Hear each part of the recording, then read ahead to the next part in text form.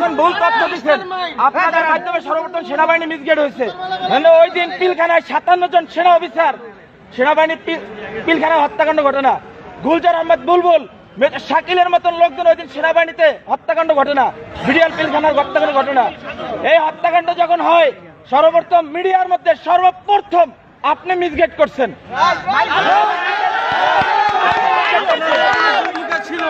এই দেশে 52,000 রয় সদস্য, এর ভিতরে আপনি একজন।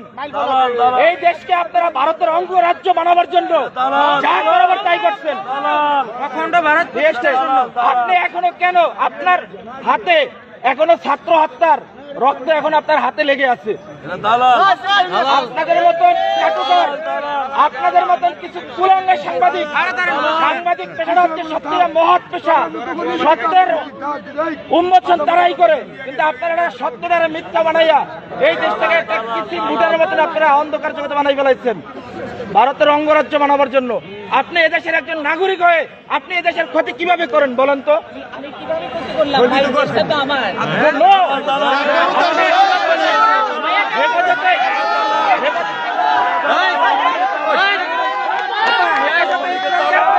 ধ্বংস করে দিচ্ছেন বলেন? হেফাজতে ইসলাম নিয়ে আপনি মামুনুল হক সাবুজুন নিয়ে আপনি জোনায়েদ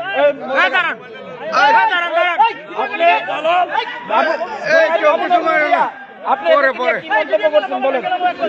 এই দেশে হেফাজতে ইসলাম নিয়ে মন্তব্যগুলো কি?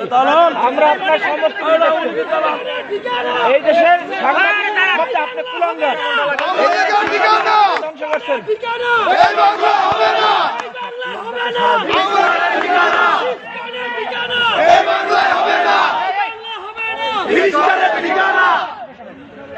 সন্ত্রাস